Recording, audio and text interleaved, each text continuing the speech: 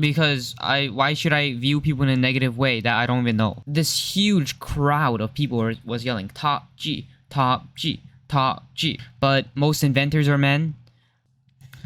Hi, welcome back to my channel. Today we'll be reacting to the Decay of Andrew Tate, TikTok's worst alpha male.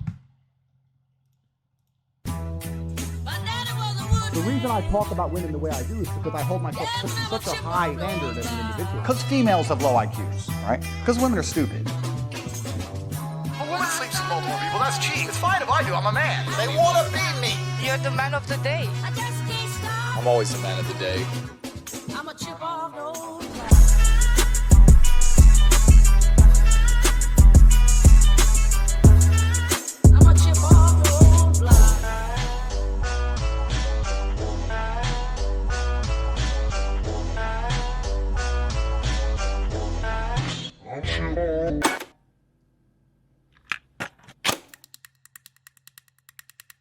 The alpha male can be defined as a man tending to assume a dominant or domineering role in a social or professional situation.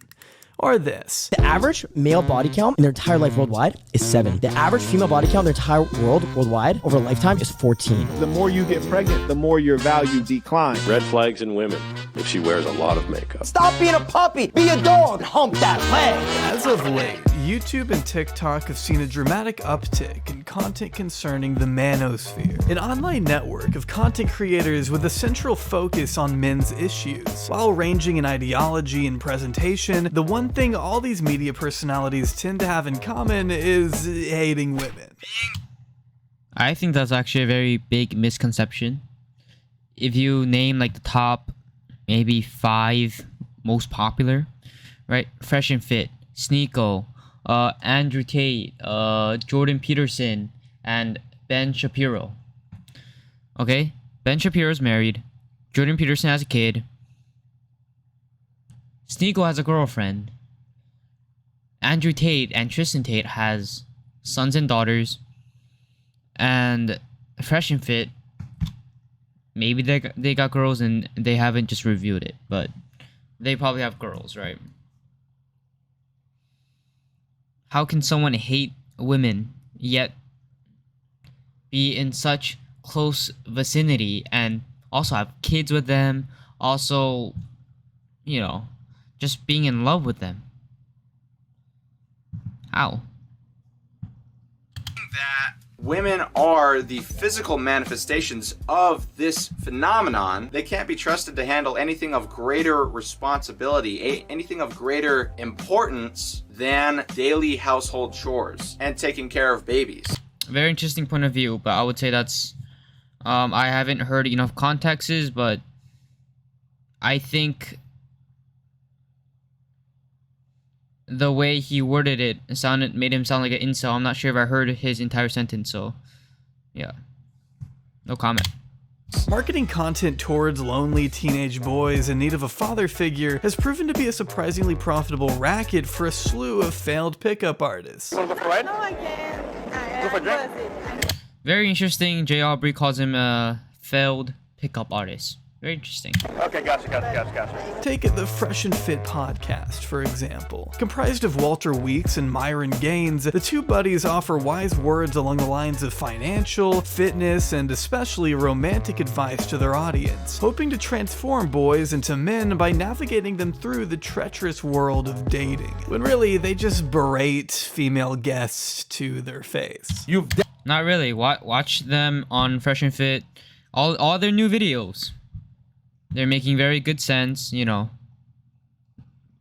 As long as you get past, you know, all the whatever your bullshit is, go listen. Go listen to them one-on-one. Not one-on-one, but, you know, listen to them like and understand their perspective, because that's the only way you can really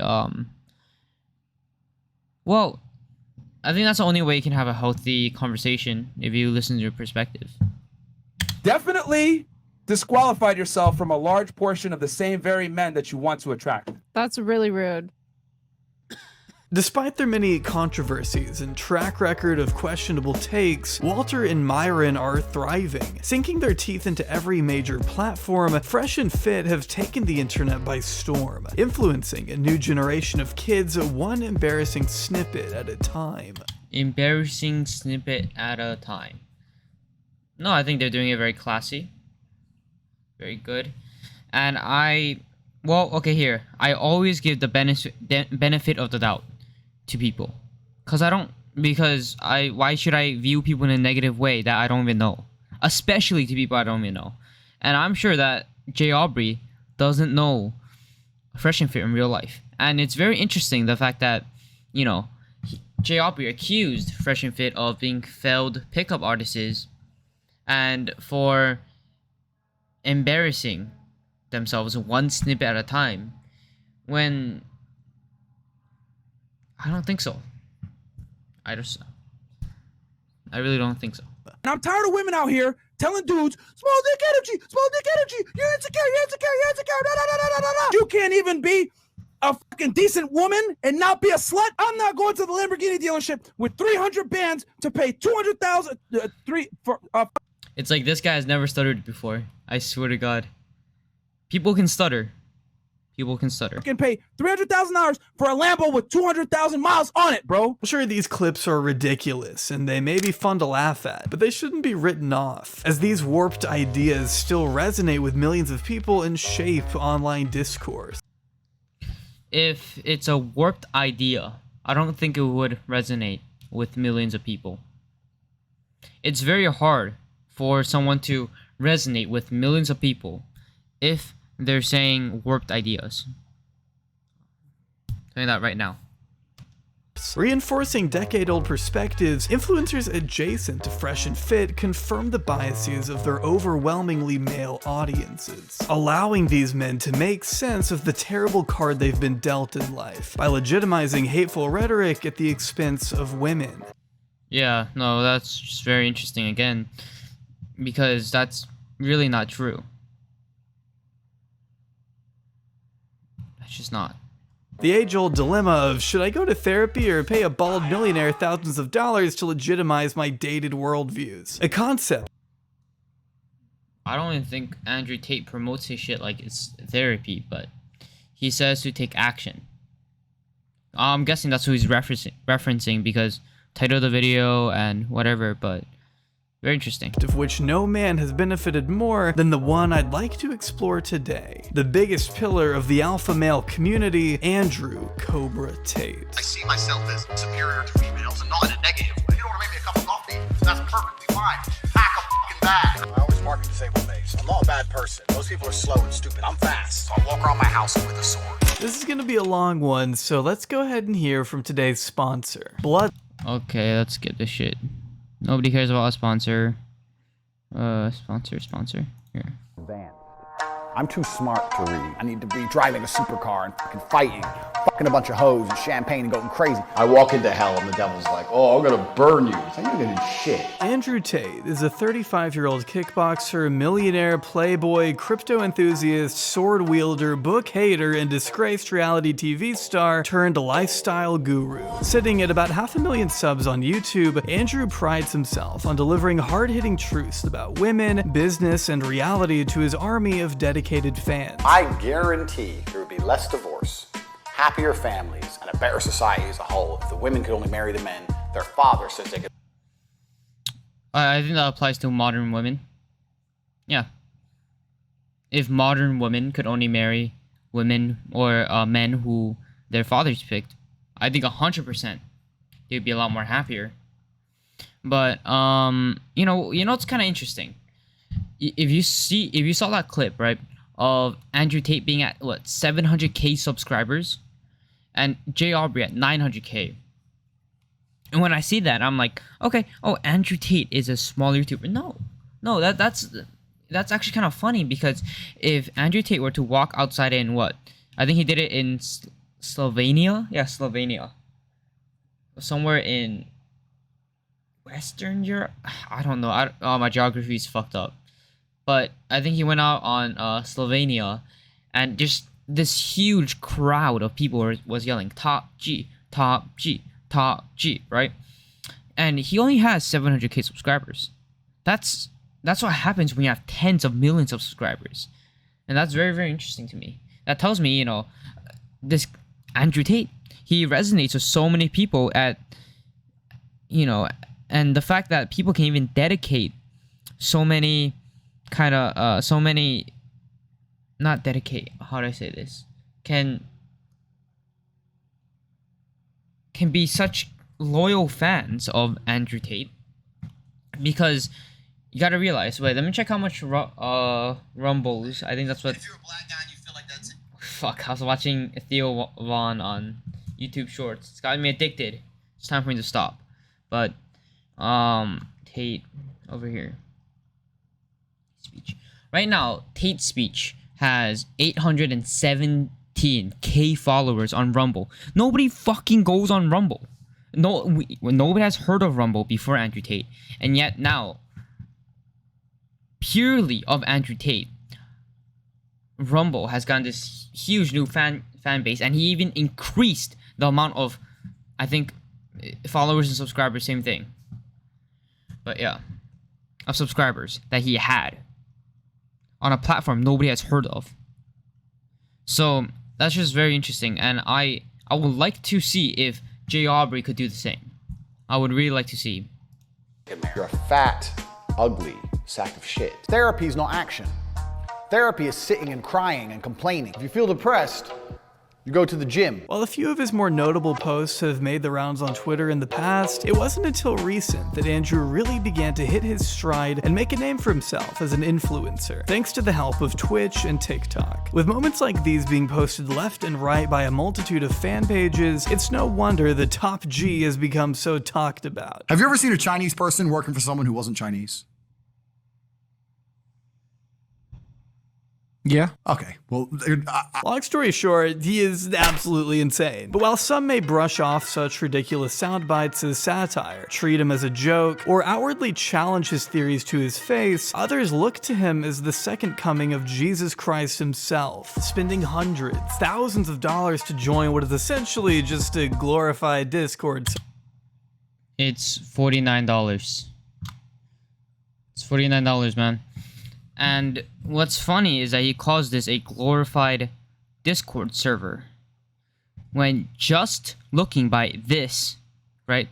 Or, you know what, students, all right, let's use this as an example. In 2 months, it's grown. It's like what, like 150k, 200k now, something like that. But, okay, the fact that I know, okay, wait, 80k students right here, 80k. It's very interesting. And here, 7k, 4k, 3k. Okay, wait. We'll round up here. 8, 13, 17, 21, 22, 23. 23,000 people online at once for a Discord server. $60. They're online, and there's 80 fucking K students. Something of that server stats 80k students adds up to more, but it's very interesting, huh? That he has so much members and students enrolled, and I think if it was truly a scam, truly just this glorified Discord server, there would not be this much members. And I think all of these numbers would have just been collapsed, right? Like, all these servers collapsed. No members at all. But there's 23 people online at this moment of the picture.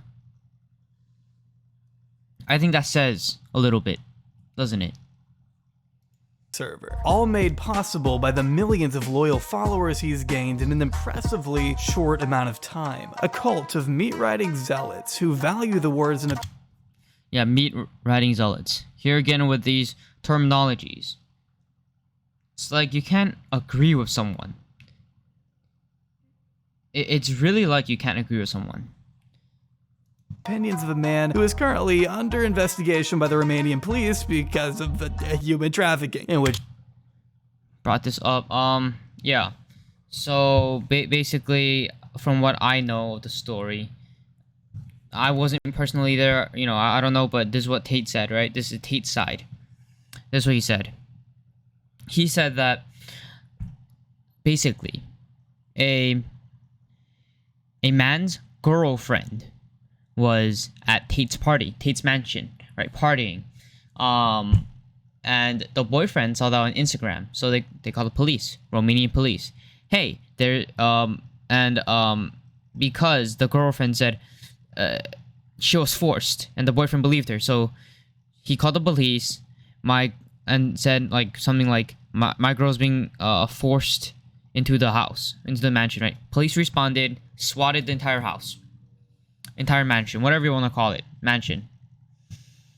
And yeah, and now it's, you know, it's allegations. It's been 2 months, J. Aubrey. He's been in and out of several countries with no problem. He's been in and out of the UK, Europe, of I would like to believe America.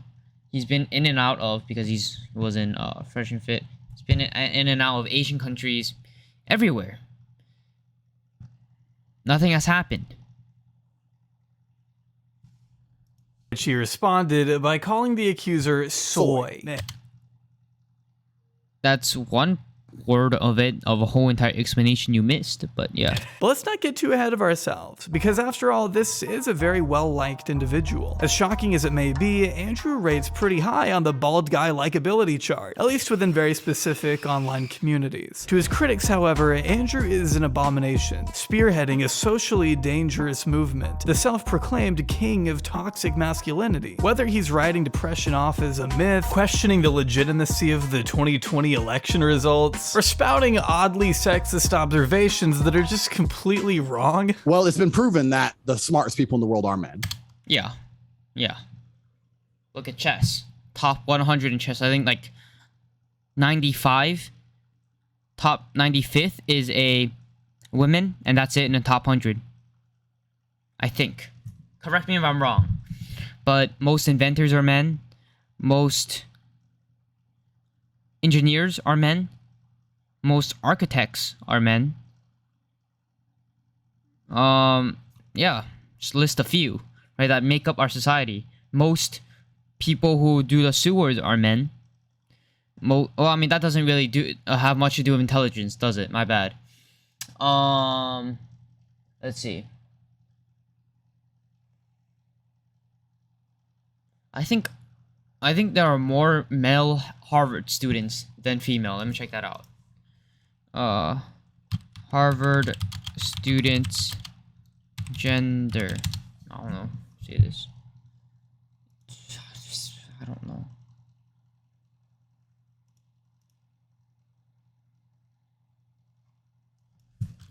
How many men are in Harvard?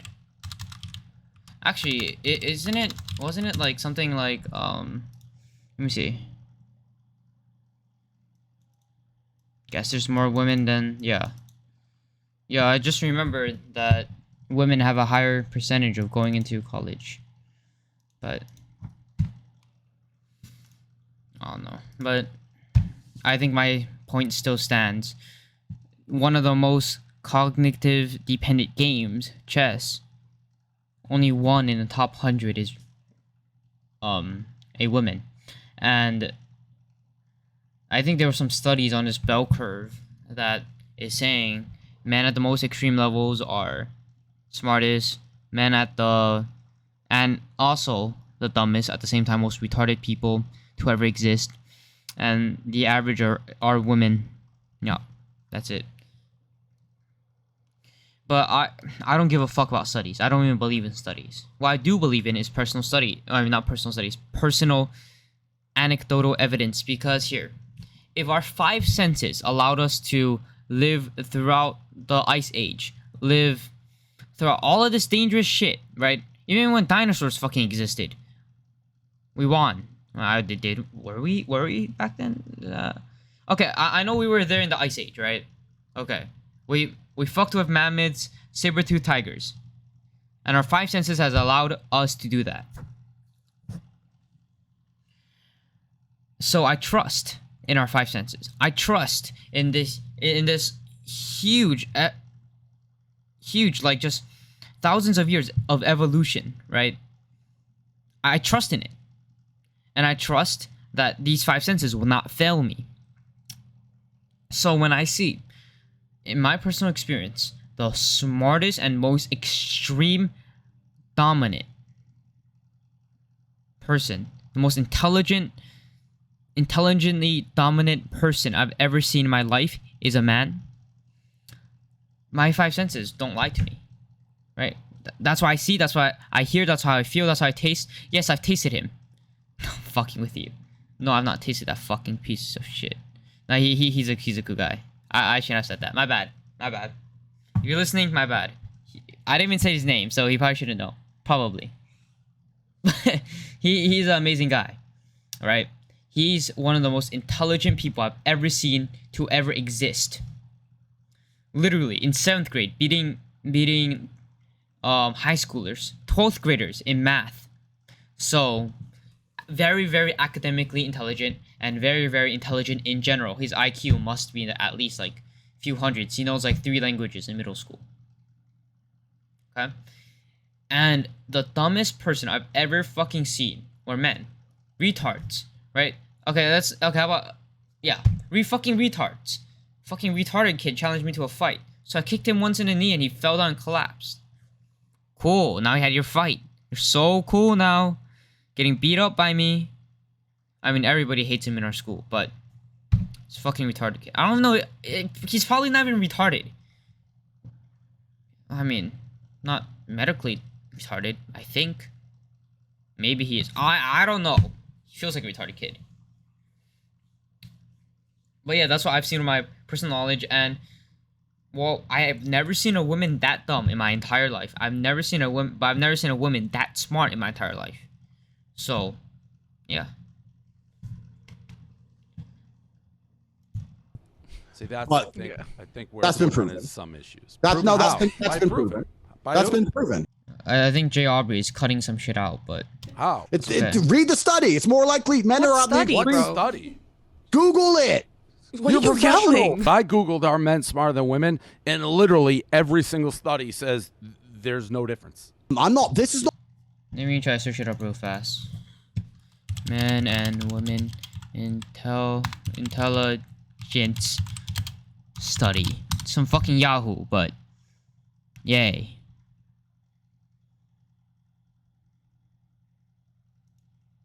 Romania. Why is it so specifically in Romania? Coincidence, huh?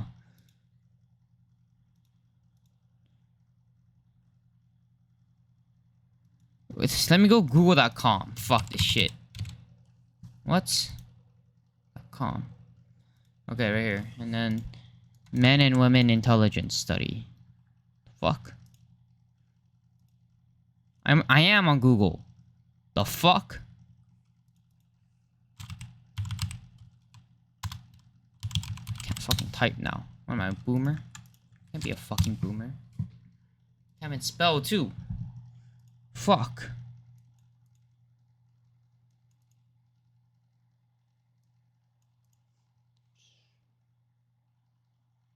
Self-estimated, find significant differences. Well, no, fuck, there's differences. Okay. Okay, wait, he was talking about bell curves, so bell curve. Let's write that. Are dumber than and smarter than women. Yes. Men are both smarter and dumber. It's like, yeah, this bell curve. Something like this. Boring.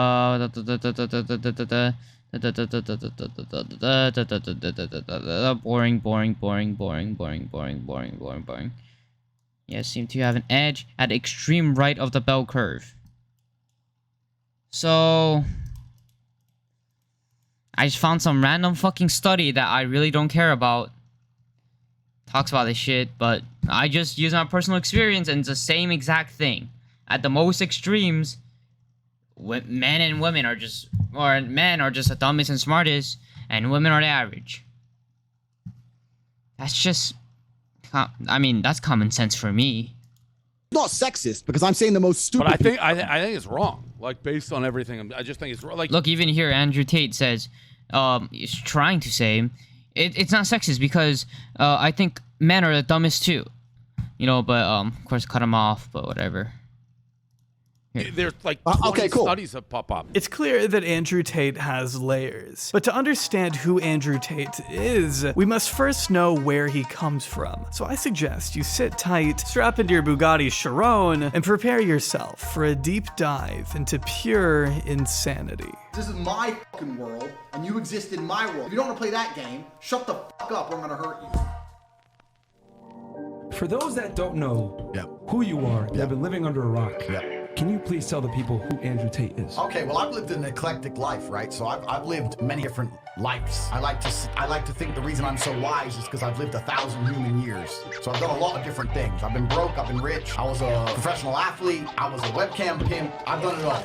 Emery Andrew Tate III was born on December 1st, 1986 at Walter Reed Army Hospital in Washington, D.C. The eldest of two siblings, Janine and Tristan, the latter of whom we'll be discussing quite a bit, and the former being estranged from the other two. I have a sister who doesn't talk to me, lives in America, you know, full left-wing BLM crazy, thinks that I exploit women because of my business. You know, she's just a hater. I have nothing bad to say about my sister. She just doesn't talk to me. We just don't talk. Haven't spoken properly in years. Wish her all the best. Don't know, but she lives in fucking Kentucky somewhere. I don't know. That's right. According to both Tristan and Andrew, their sister refuses to speak to either of them. Gee, I wonder what could have caused that little tiff. My sister and I, we don't really talk.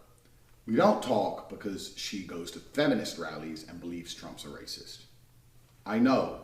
How can Andrew Tate have a low IQ sister? She lives in America and she's not very smart. Arguing with her, talking to her is annoying because her points are baseless and she's low IQ. Their father, on the other hand, was a professional chess player, an achievement both Tate brothers have always been known to laud and appreciate. Our father was a professional chess player, driving from chess tournament to chess tournament in a Pontiac Sunbird. Sometimes he won, sometimes he lost. A lot of the time he slept in the car. Had a couple thousand here maybe, but then he had to play chess with it for the next 3 or 4 months, driving across America from California to New York in a busted up Pontiac Sunbird, playing chess and winning games. While Andrew was still very young, his family moved from DC down to the south side of Chicago, bouncing around poorer areas of Illinois before making the jump to Luton, England, where all 3 siblings would be raised. However, not all was well within the Tate family household. When my mom and dad split up, we moved to England, and my sister stopped talking to my dad because obviously my mom was upset because he split up, and my dad cheated, and my sister stopped talking to them.